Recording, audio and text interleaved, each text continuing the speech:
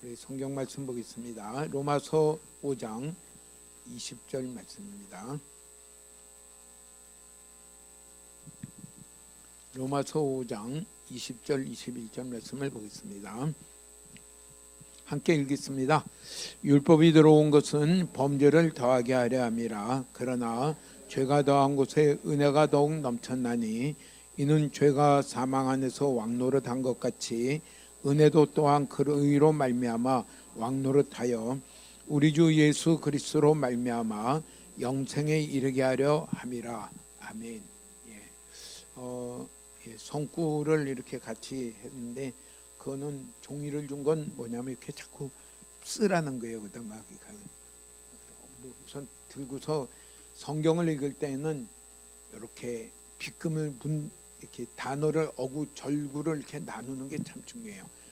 율법이 들어온 것은 범죄를 더하게 하려 함이라. 율법이 왔는데 율법이 온 건 뭐냐면은 범죄를 더하려 한다. 그 율법이 죄를 짓게 하는 거냐? 그건 아니죠. 율법이 죄를 짓게 하는 건데 율법을 쉽게 말하면 성경 말씀을 하나님의 말씀을 보면 볼수록 무엇을 더 알게 되냐면요, 내가 죄인이구나 더 알아지게 되는 게, 이 하나님의 말씀을 듣거나 읽거나 하지 않을 때는 뭐 그냥 평범하게 있다가 말씀을 듣고 이렇게 보니까 이게 내가 잘못 가고 있네. 자꾸 죄가 점점 더 보여진다는 거죠. 그러면은 말씀을 안 읽어야 되겠네, 안 들어야 되겠네.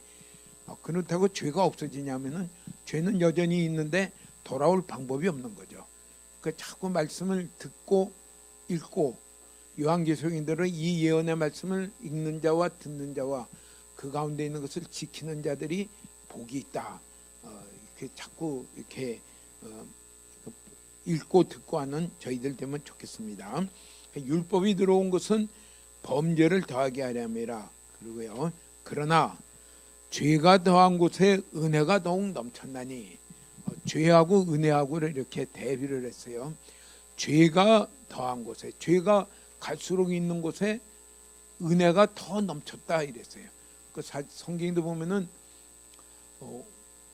조금 빚진 자가 더 감사하겠느냐, 많이 빚진 자가 탕감받았을 때 더 감사하겠느냐. 당연히 많이 빚진 자죠. 쉽게 말하면은 10만 원 빌렸다가 이제 안 갚아도 돼 하는 사람하고 1억을 빌렸는데 안 갚아도 돼 하면은 누가 더 감사하겠어요? 1억 빌린 사람이 훨씬 더 감사하겠죠.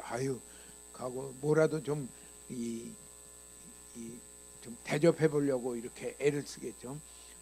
죄가 점점 더 많아질수록 뭐가 더 하냐면 그 죄에서 나를 건져내는 은혜가 더 넘쳤다 그랬어요. 성경 말씀을 읽어보니까 자꾸 내가 이것도 죄고 이것도 죄고 하는데 그럴수록 나를 구원하신 은혜가 더 넘쳤다 이랬어요. 은혜가 넘치는 데는 앞에 뭐가 꼭 필요하냐면요, 내가 얼마나 죄인이냐는 것을 아는 것만큼 내가 은혜를 더 넘치게 받을 수가 있습니다.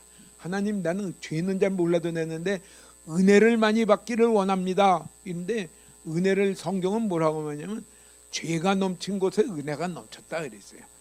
그 은혜, 그것이 오늘 우리 가운데 실제가 되면 좋겠습니다. 21절에는 이렇게 말했어요. 이런 이 이야기는 죄가 사망 안에서 왕노릇한 것 같이, 죄가 있으면은 꼭 뭐가 있어요? 사망이 따라오게 있어요. 그러니까 사망을 해결하려는 게 아니라 뭐를 해결하려야 되냐면요, 죄에서 해결을 돼야 돼요. 죄가 사망 안에서 왕노릇한 것 같이, 고개 이렇게 빗끈거면 그 다음에 뭐예요? 은혜도 또한 의로 말미암아 왕노릇하니, 은혜는 우리를 의롭게 만들어서 우리를 이끌어간다 그랬어요. 은혜가 넘치는데 은혜는 뭘 하냐면 우리를 의롭게 만든다 그랬어요. 우리 주 예수 그리스도로 말미암아 영생에 이르게 하려 함이라. 그 은혜는 어디서 오느냐? 우리 주 예수 그리스도로 말미암아 우리에게 온다. 그 은혜는 영생에 이르게 한다, 이렇게 말을 했습니다. 오늘은 율법과 하나님의 은혜라는 제목을 가지고 이렇게 생각을 해보려고 해요. 먼저는 죄가 더한 곳에 은혜가 더욱 넘쳤나니, 그러면은 하나님의 말씀과 은혜와의 관계는 무엇일까? 율법과 은혜의 관계는 무엇일까? 로마서 3장 19절에서 20절에는 이렇게 표현을 했습니다. 한번 같이 읽어보겠습니다. 우리가 알거니와 무릇 율법이 말하는 바는 율법 아래에 있는 자들에게 말하는 것이니 이는 모든 입을 막고 온 세상으로 하나님의 심판 아래에 있게 하려 함이라. 그러므로 율법의 행위로 그의 앞에 의롭다 하심을 얻을 육체가 없나니 율법으로는 죄를 깨달음이니라. 아멘. 예, 그것도 이렇게 비끄면 그래요. 우리가 알거냐, 이걸 다 아는 일이다. 율법이 말하는 바는 율법 아래에 있는 자들에게 말하는 것이니, 율법 말씀에 거기에 해당이 돼서 있는 사람들에게는 율법이 선포하고 있다 그래요. 뭘 말하냐면요, 이는 모든 입을 막고, 이 모든 입을 막는다는 얘기는 뭐죠? 변명할 거리가 없다는 게. 뭐 그냥 이래서 이랬고 이래서, 그게 율법 아래에서 이렇게 있을 때는 변명할 게 아무것도 없다. 우리 요한계시록에 보면 크고 흰 보좌 앞에 다 모든 사람들이 부활돼서 나올 것인데, 그때 뭐가 있다고 그랬어요? 우리의 모든 일생의 삶을 살아온 책이 있다 그랬어요. 행위를 기록한 책이 있다. 그 변명할 게 없어요. 너 이때 이런 마음 가졌지, 너 그때 너 이렇게 했지. 우리는 이 잘못한 사람들의 이 신문에 보면 뭐예요? 이런 게 있다 그러면 뭐예요? 막 그런 적 없다 하고서 뭐예요? 무고죄로 우선 고발부터 하고, 나는 전혀 그런 게 없다 하다가 하나씩 증거가 나오면 뭐예요? 그거까지만 인정해요. 아유, 마지못해서 그때 따라간 거고 내가 한 거 아니다 하면서 마지못해서 인정해요. 우리 특징은 그게 뭐냐면요, 이게 변명하는 게, 입을 열려서 막 할 말이 많다는 거예요. 그런데 율법이 이렇게 있을 때 행위가 나오면은, 행위를 기록한 게 다 나오면 할 말이 없다. 거기에 모두 다 심판 아래에 가 있게 되고, 심판은 뭐를 말해요? 죄 아래에 있게 되고 죄의 결과인 사망 아래 다 가게 되어 있다. 그래서 생명책에 기록되지 않은 자마다 그것을 이겨낼 자가 없다. 여호와 샬롬은 생명책에 기록된 것이 샬롬입니다. 예. 그러면서 그 다음 20절에는 이렇게 말씀했어요. 그러므로 율법의 행위로 그의 앞에 의롭다 하심을 얻을 육체가 없나니. 먼저 율법의 행위로, 그게 뭘 말하죠? 율법의 행위라는 것은 내가 율법을 지킨 것입니다. 율법을 지킨 것이에요. 오늘같이 주일도 내 주일날 한 번도 예배에 빠진 적이 없는데요. 그렇게 그게 율법의 행위입니다. 근데 하나님의 말씀을 내가 다 지켰다고 말할 사람은 아무도 없다. 아무도 없다. 그의 앞에 의롭다 하심을 얻을 육체가 없나니. 여기 그는 누구죠? 그의 앞에, 이건 하나님 앞입니다. 하나님 앞에 내가 다 지켰습니다 하고 해서 너 정말 의롭구나 하고 인정받을 사람은 아무도 없다. 동의하십니까? 성경 말씀을 이렇게 할 때 이게 맞습니다. 내가 율법에 부분적으로는 옆에 사람보다는 조금 잘한 건 있지만은, 내가 하나님 말씀을 진짜 지켰느냐 안 지켰느냐로 볼 때에는 내가 거기에 대해서 내가 정말 100점입니다 하고 말할 것은 없습니다. 아무개보다는 낫습니다. 그것밖에는 우리가 할 얘기가 없어요. 예. 욕취가 없나니. 그러면 율법으로는 뭐냐? 죄를 깨달음이다. 내가 죄인이란 것을 인정하는 길밖에 없다.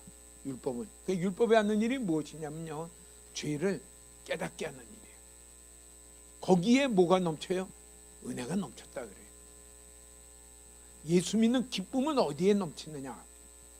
내가 죄인 된 걸 깨닫는 것만큼 기쁨이 넘쳐요. 성탄절은 얼마만큼 기쁘냐?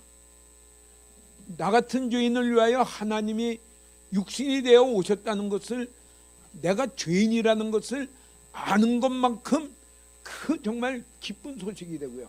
그냥 내가 죄인도 별로 아닌데 뭐 그냥 뭐 왜 괜스레 왜 오셨습니까? 그건 뭐 그냥 밋밋해요. 그 눈이라도 와야지 즐겁지 눈도 안 오는 성탄절은 뭐 별거다 이렇게 돼버려요. 이런 은혜가 주님이 우리 가운데 있기를 원합니다. 내가 정말 예수 믿으며 예수 믿는 날마다의 기쁨과 보람이 있는 것은 어디에 있느냐? 내가 죄인이라는 것을 아는 것만큼 이 죄에서 나를 건지기 위해서 은혜 베푸신 것을 생각할 때마다 뭐 감사가 일어나요. 기쁨이 일어나요. 예. 그래서 율법으로는 죄를 깨달으며 하나가 예를 제가 적어놨어요.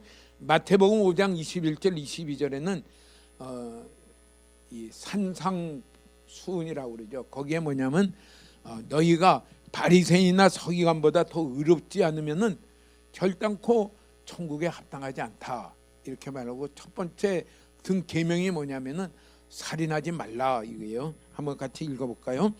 옛사람에게 말한 바 살인하지 말라. 누구든지 살인하면 심판을 받게 되리라 하였다는 것을 너희가 들었으나 나는 너희에게 이르노니 형제에게 노하는 자마다 심판을 받게 되고 형제를 대하여 라가라 하는 자는 공회에 잡혀가게 되고 미련한 놈이라 하는 자는 지옥불에 들어가게 되리라. 예, 계명은 율법은 그래요. 살인하지 말라 할 때는 나 죽인 적 없는데요. 다 똑같이 여기 아무도 죽인 적 없죠. 예. 좀 마음이 약한 사람은 어떻게 돼요? 이 닭 잡는 것도 못한 사람이 있어요. 닭 잘 잡나요? 도시에 사는 사람은 닭 못 잡을걸요. 예, 못 잡을걸요. 저도 잘 못 잡아요. 그런데 사람을 죽이다니요. 아이고 난 이건 뭐 그냥 나는 다 지켰습니다. 100%다. 근데 예수님이 뭐라고 말해요? 이 계명을 지켰다는 거는 노하는 자마다 심판을 받게 되고, 노하는 자마다 너 살인했구나 하고 심판받아서 거기에 대해서 죄값을 받아야 된다. 노한다는 말이 뭐예요? 노한다는 말이 뭐예요? 다른 사람에 대해서 좀 화를 내는 게, 신경질 내는 게. 우리 저희 옛날 전공의 시절에 저희 과장 선생님 하는 그 하면 이 바보 같은 놈아. 그러니까 내가 생각이 되면 그래요. 그분은 미국 가서 암 전문의를 따가지고는 우리나라 그 선구자 중에 한 사람인데, 그 양반이 볼 때 이제 전공이 인턴 레지던트 선생들 1년차 하는 거 보면 뭐예요? 이 바보 같은 놈.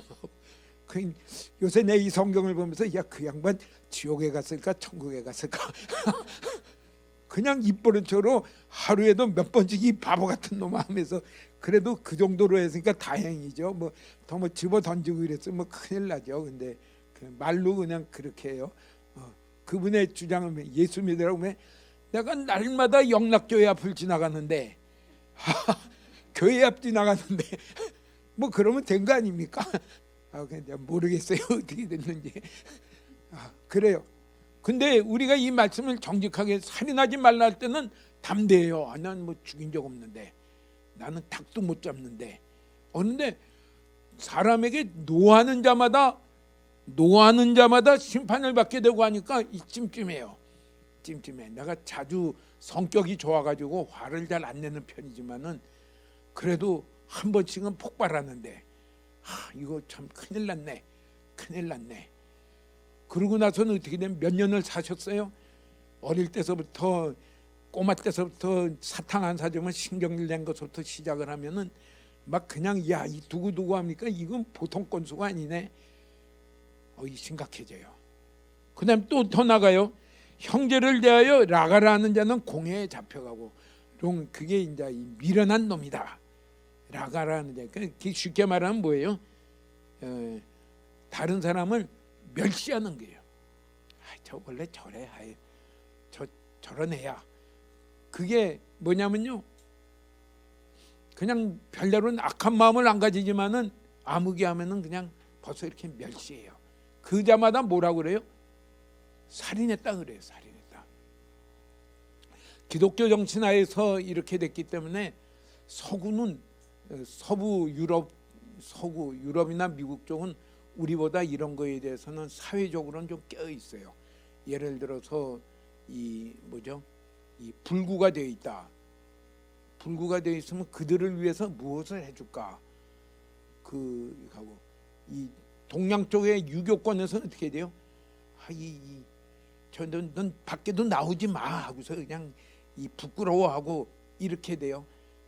그러다 보니까 전에도 한번 얘기했지만은 스웨덴에 이 한쪽 팔이 없고 한쪽 다리가 없고 그래서 뭐예요?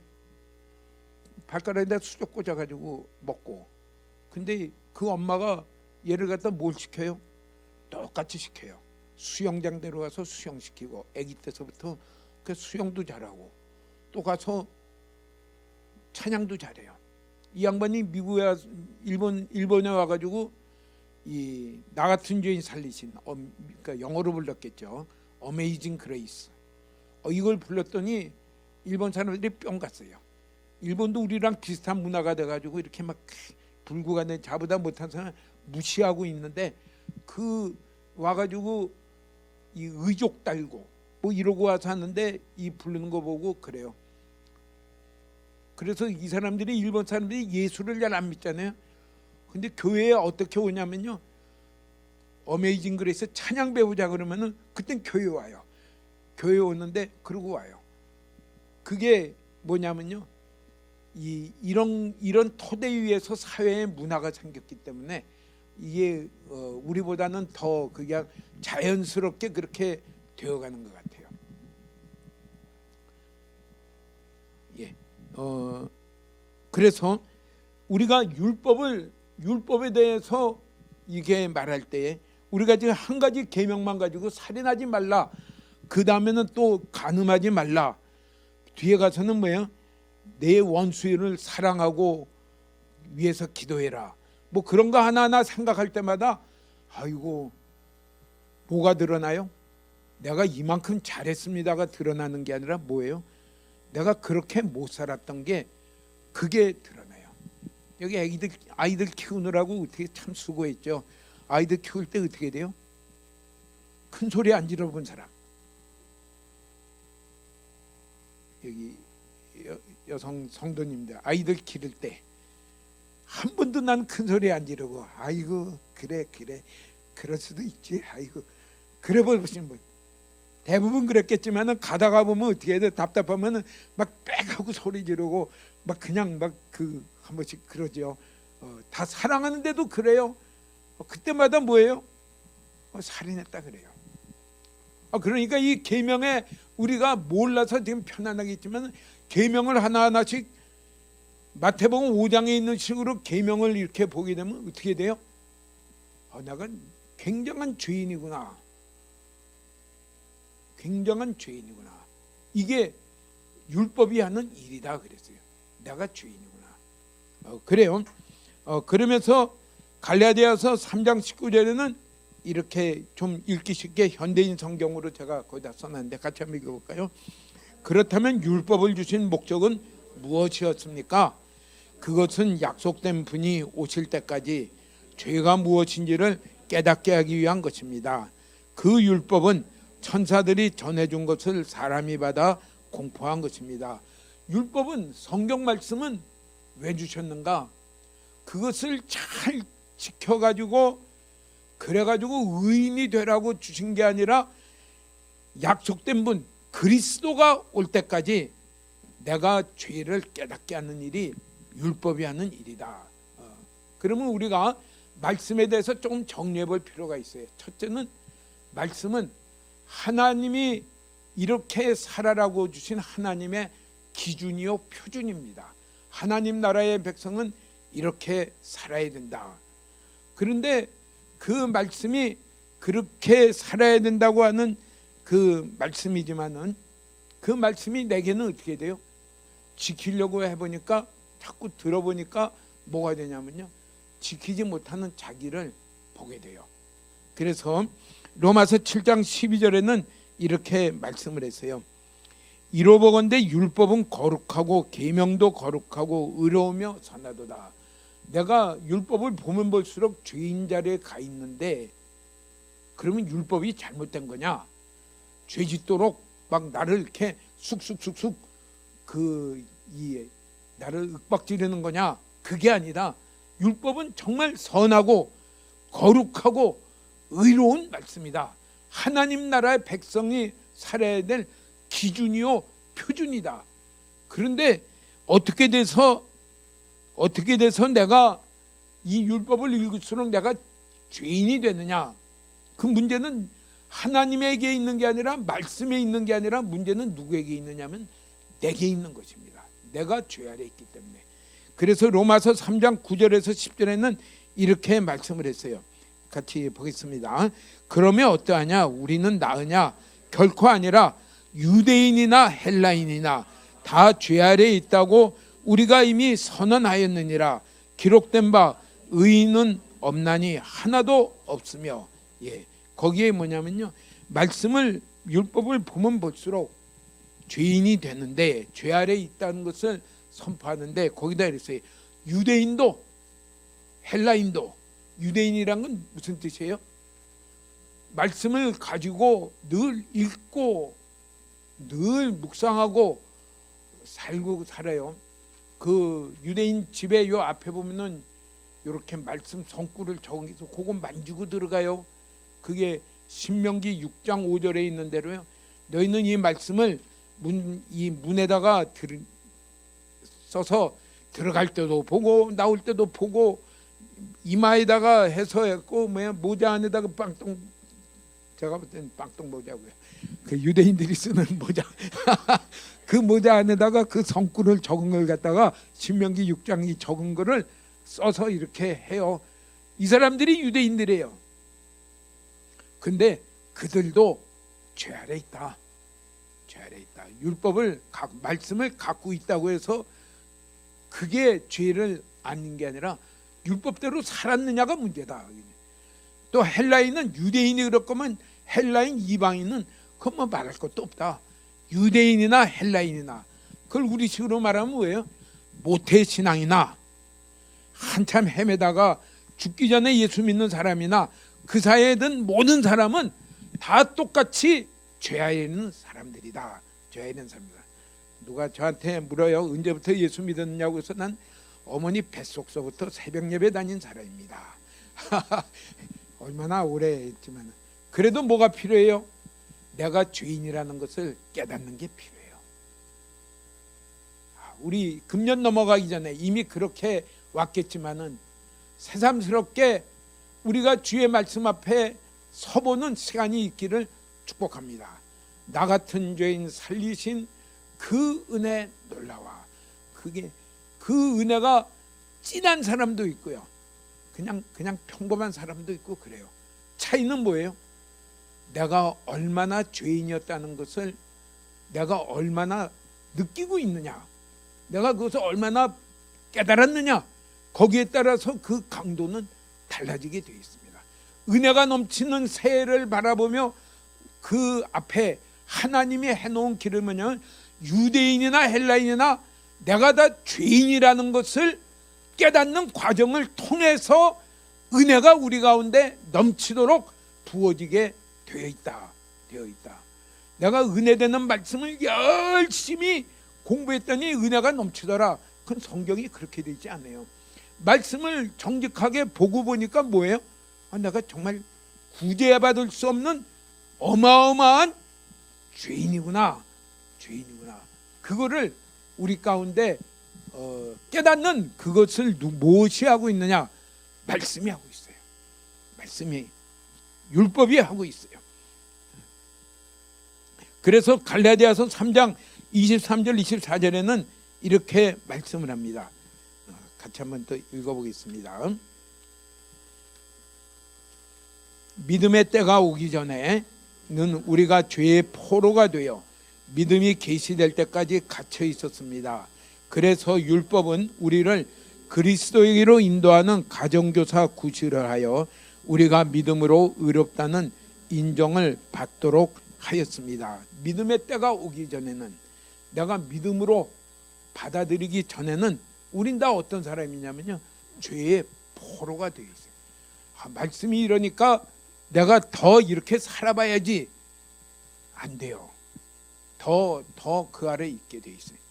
그래서 믿음이 계시된 건, 믿음이 나타날 때까지 우리는 그 죄의 포로가 돼 있다가, 그래서 이렇게 말씀을 해요. 율법은 우리를 그리스도에게로 인도하는 가정교사 구실을 하여 우리가 믿음으로 의롭다는 인정을 받도록 하였습니다. 율법을 보면 볼수록 내가 죄의 포로가 됐다는 것을 알지만은 그 다음에 뭐예요? 그러기 때문에 더 어떤 사람이 되냐면요, 그리스도를 받아들이고 그리스도를 믿는 믿음으로 나아갈 수 있도록 나를 가르치는 선생이 되었다 그랬어요. 우리가 어린 자녀들에게 자꾸 말씀을 가르치는 이유는 뭐예요? 말씀을 가르치면 그가 의로워집니까? 그러니까 안 그런 사람도 많아요. 그런데 뭐가 돼요? 말씀을 가르치면은 그 말씀이 그 안에 일을 하면서 어떤 사람이 돼요?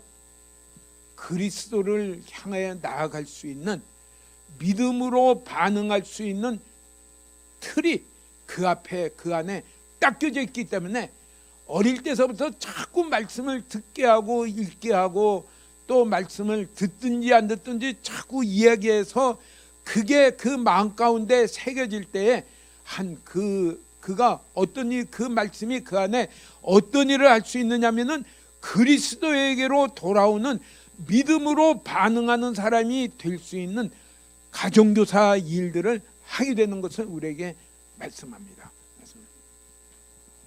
얼마만큼 가르쳐야 돼요?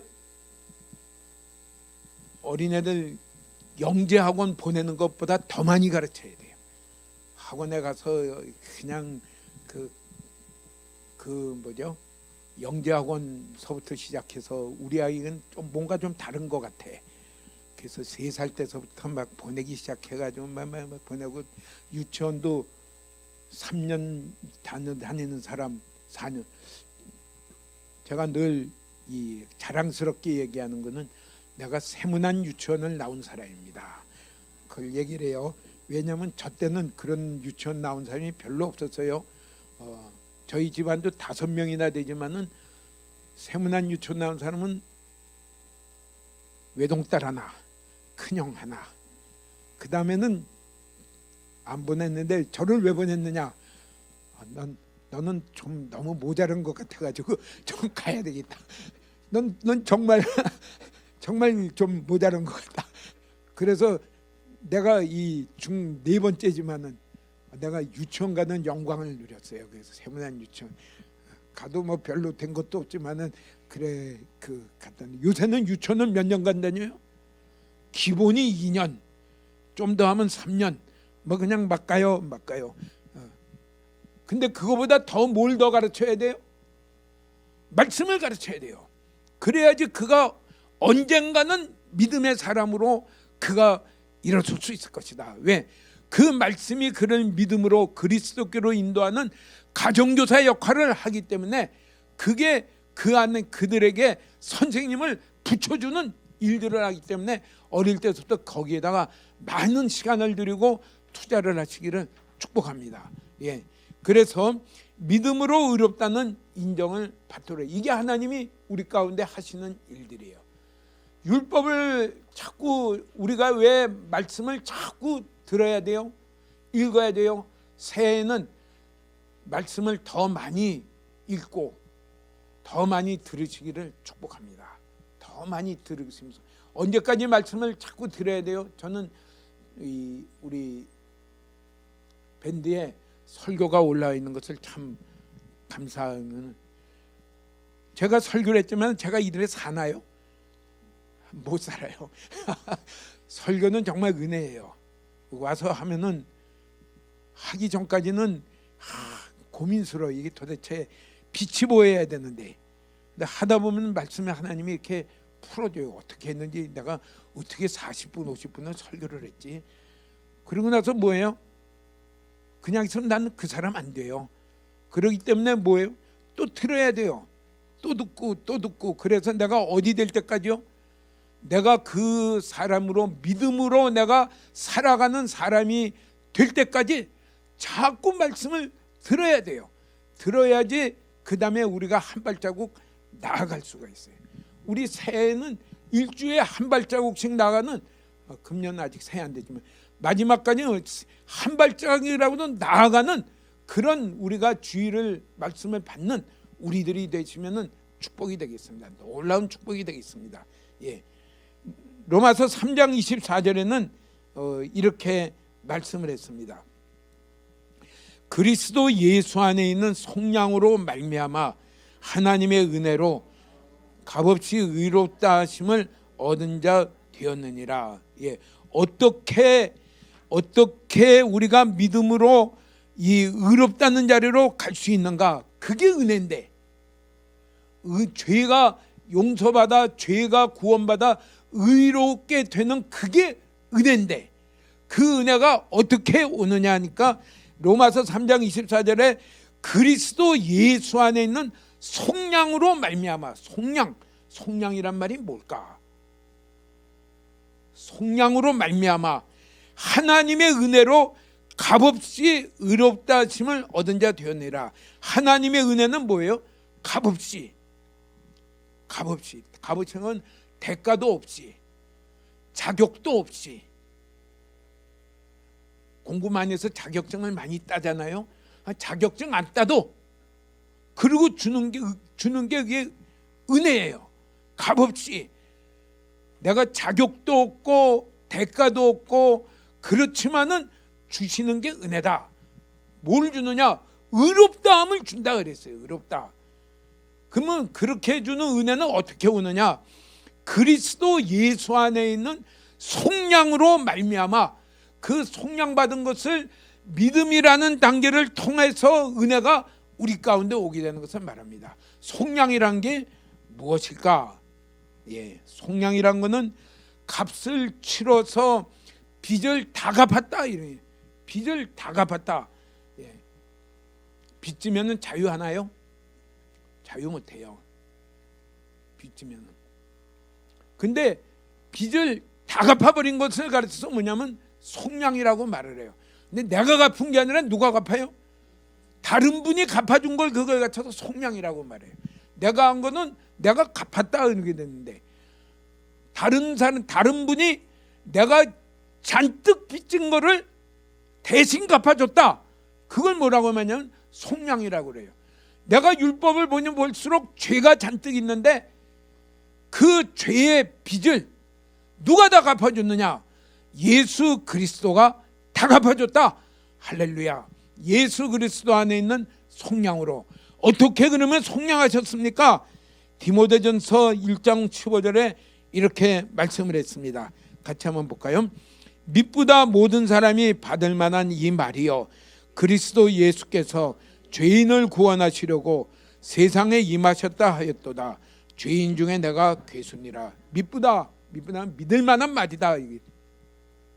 모든 사람이 받을 만한 이 말이요 그리스도 예수께서 죄인을 구원하시려고 세상에 임하셨다. 그리스도 예수께서 죄인된 나를 구하려고, 나뿐만 아니라 모든 사람을 구원하시려고 이 세상에 오셨다. 이 말은 너무 기쁜 말이다. 미쁘신 말이다. 내가 죄인 중에 괴수니라.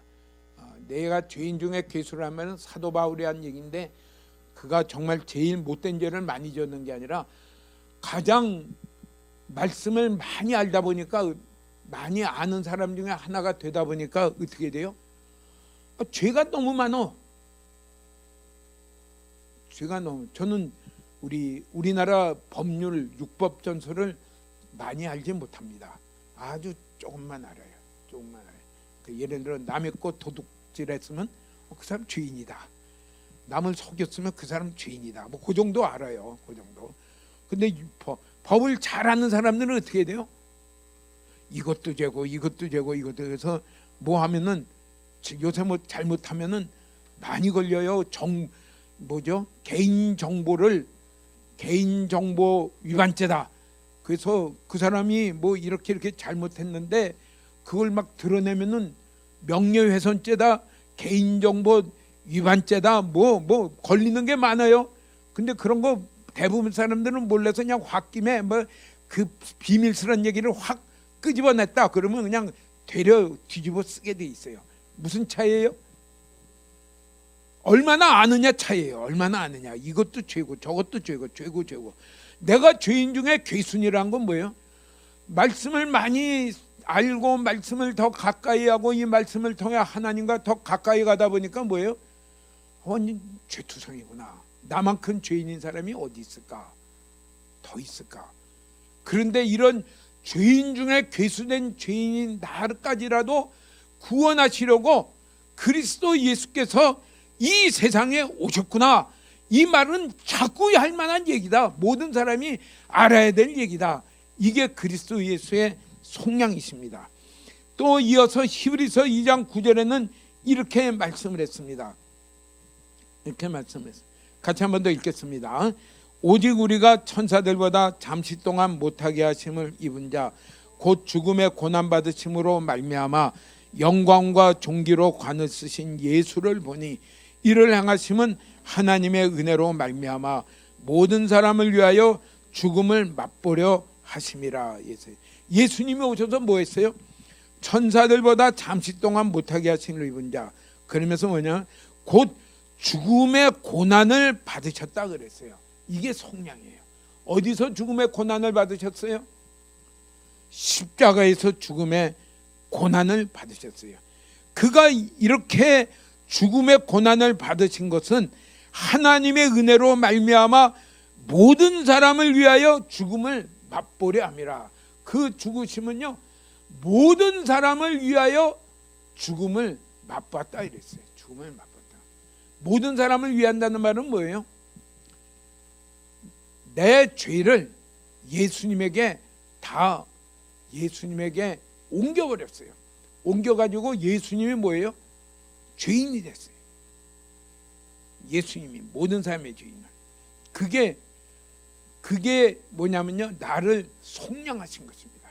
내 죄의 모든 그것을 예수님께 다 옮기셔서 예수님이 죄인이 되어 그 죄값으로 죽음의 고난을 받으신 것이 그게 예수 그리스도 안에 있는 속량이고요.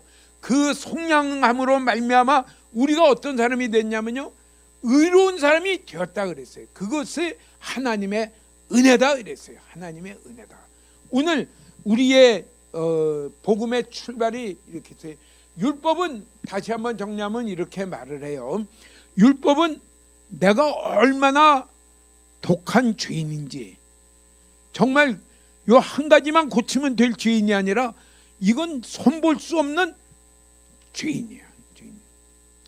요 얼마 전에 어떤 분이 집에 있다 왔는데 허리를 못 펴요. 잘 때 어떻게 잡냐고 하니까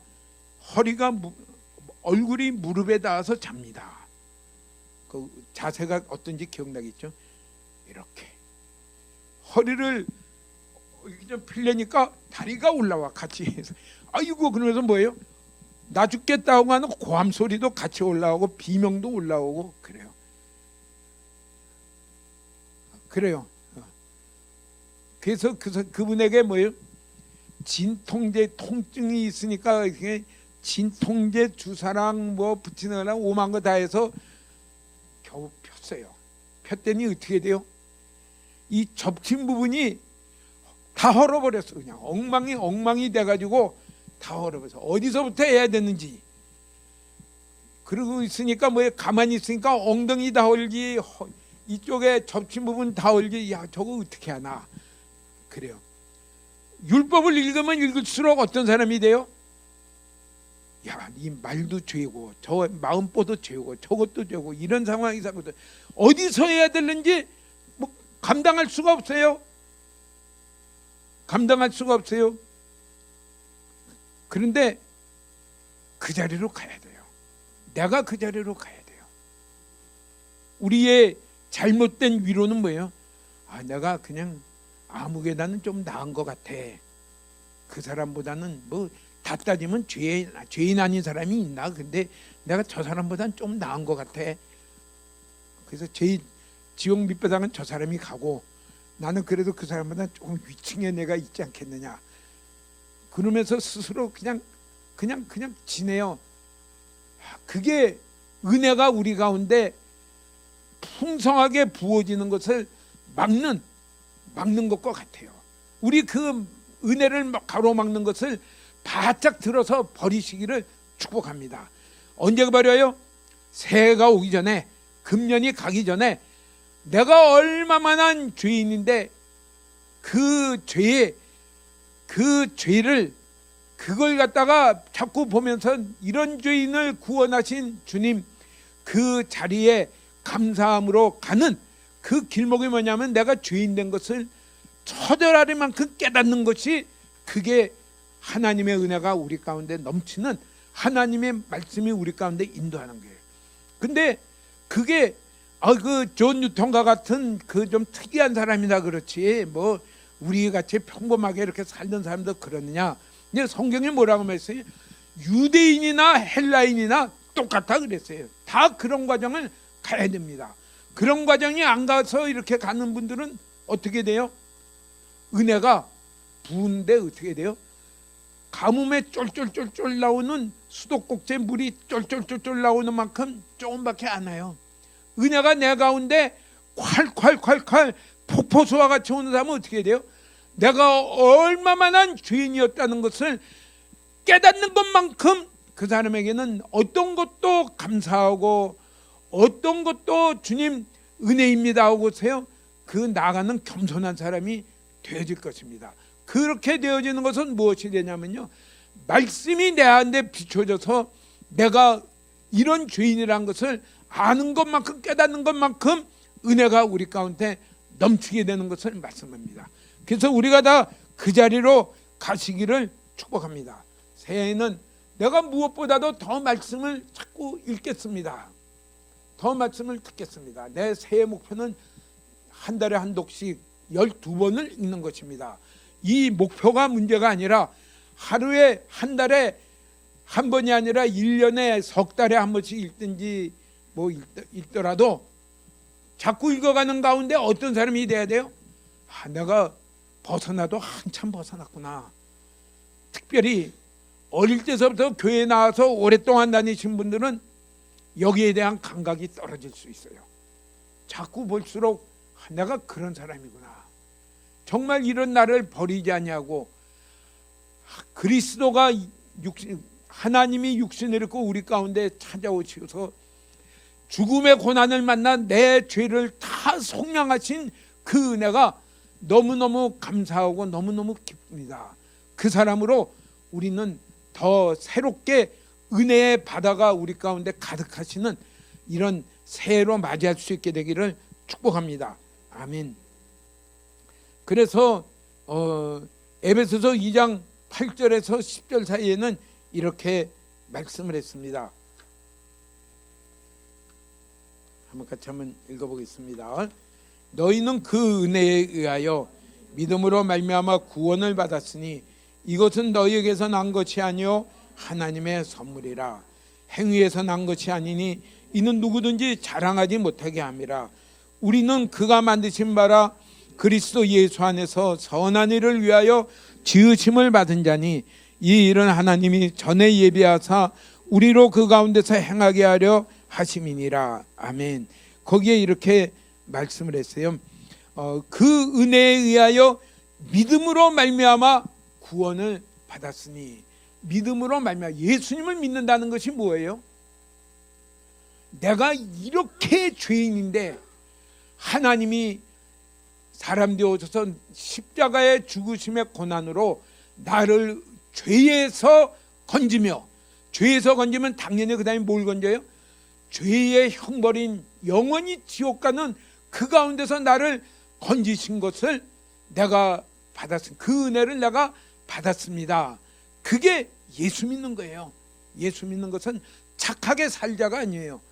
예수 믿는 것은 교회 잘 다니자 거기서 끝나는 게 아니라 뭐냐면요, 이런 죄인이 은혜로 말미암아 내가 죄에서 의로 구원함을 받았습니다 하는 그 은혜 받은 것을 시작하는 것이 그게 예수 믿는 것입니다. 그 자리로 그렇게 된 것이 난 것은 너희에게서 난 것이 아니라는 말은 뭐예요? 내가 잘해서 된 거 하나도 없다. 내가 이렇게 해서 된 게 하나도 없다. 순전히 하나님이 내게 선물로 은혜로 주신 것이다. 그냥 주신 것이다. 그렇기 때문에 내가 행위해서 난 것이 아니라 내가 잘해서 한 것이 하나도 없기 때문에 누구든지 자랑하지 못하게 합니다. 내가 은혜로 됐다는 것을 아는 사람은 자랑할 게 없어요. 감사할 것뿐이에요. 감사할 것. 은혜로 된 것을 잊어버린 사람은 어떻게 해야 돼요? 다른 사람 얘기하기에 바빠요. 내가 어떤 사람이고 아이고 그게 아니라 된 사람은 어떻게 해야 돼요? 나도 적고락선이가 될 건데 하나님 감사합니다. 감사합니다.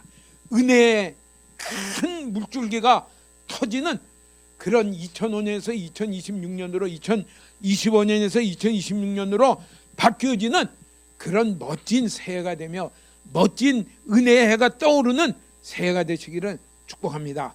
아멘. 그래서 뭐예요? 우리는 그가 만드신 바라 그리스도 예수 안에서 선한 일을 위하여 지으심을 받은 자니 이 일은 하나님이 전에 예비하사 우리로 그 가운데서 행하게 하려 하심이니라. 이제는 그리스도 예수 안에서 선한 일을 행하도록 새로 지음을 받았다. 예수님을 믿는다는 것은 은혜로 말미암아 내가 죄에서 구원받아 의로 옮긴 걸 말하고요. 이제는 내가 선한 일을 위하여 새로 지음을 받았다. 그 일은 뭐예요? 이제는 내가 하나님의 말씀을 볼 때 전에는 내가 살인하지 말아야지. 아니 내가 화내면 안 되지. 화내면 살인하는 건데 아유 무시하면 또 화낸 거 내가 이거 하면은 이건데 그러다 보니까 안 되던 나를 자꾸 봐요. 근데 이제는 어떻게 돼요? 주님 은혜가 필요합니다. 내가 이런 일을 만나도 화를 내지 말아야 될 텐데 내가 그 사람을 불쌍히 여겨야 되고 그 사람을 내가 멸시하지 말아야 되는데 주님 내게 이런 은혜를 주세요. 내게 내 안에 오셔서 이 일을 행하여 주세요. 이제 모든 일을 뭐가 하느냐면요 은혜가 하는 것입니다. 말씀은 기존 표준은 율법이 표준인데 이제는 전에는 내 힘으로만 해보려다 보니까 안 되는 걸 보고 한 번 오르다가 떨어지고 두 번 오르다 떨어지고 막 산에 올라가다 세 번 떨어지고 하다가 몇 번 떨어지니까 엉덩방아도 아프고 보니까 올라간 사람 아무도 없고 아이고 전부 다 거기서 헤매고 있구나 하고 이제 그런 줄 알고 사는 그게 아니라 아이고 주여 안 됩니다 하고 내가 이런 죄인이란 것은 난 절대 안 된다는 것을 주님이 내게 보여준 만큼 뭘 돼요? 예수님을 믿는 의지하는 사람이 되어집니다. 그게 그러면서 이제는 뭐야 돼요? 이제는 은혜로 바뀌는 사람이 돼요. 하나님 이 말씀을 지켜야 되지만은 제가 할 힘도 능력도 없습니다. 이렇게 살아갈 수 있는 이런 마음을 가질 수 있는 이런 말을 할 수 있는 은혜를 제게 주시옵소서. 원수도 사랑하라고 그랬는데 원수가 아니라 내 배에서 난 아이도 사랑하기 힘든데 하나님 내게 손해를 입힌 저 사람도 제가 사랑하고 싶습니다. 그렇지만 제게는 안 됩니다. 주님 은혜를 주시옵소서. 주의 은혜를 주시옵소서. 이제는 은혜가 나를 주장하는 사람으로 바뀌어 사는 것이 새로 지음을 받았다. 선한 일을 위하여 짐을 받았다. 그러면서 한 걸음 한 걸음 살아가는 사람은 어디까지 나아가요? 그리스도 예수의 장성한 분량에까지 점점 자라게 되는 은혜가 우리 가운데 비춰지게 되어 있습니다. 우린 그 자리로 주님이 말씀하신 대로 하다가 그냥 포기하는 사람이 아니라 항복하는 사람이 되어지고 율법이 알려주려는 그 일들은 뭐냐면요 내가 죄인이라는 것을 깨닫게 해주는 거예요. 철저하게 깨달으며 이제는 절대 은혜로 살아가는 자로 바뀌어지게 되기를 축복합니다. 이를 위해서 자주 말씀을 더 보고 듣고 하십시오. 자녀들에게도요 부지런히 말씀을 보고 읽혀지면서 알며 말씀이 그를 은혜로 이끌어갈 수 있게 되기를 뒤에서 기도하십시오. 그에게 주님, 이것이 뒤에 말씀대로 이것이 그를 은혜로 인도하는 가정교사 일을 하기를 구합니다 하고 기도하는 가운데 모든 일들에 우리 주변의 모든 일들에 주님, 포기하는 모든 분들이 은혜로 돌아서는 이런 역사들이 가득해지기를 주의 이름으로 축원합니다. 아멘.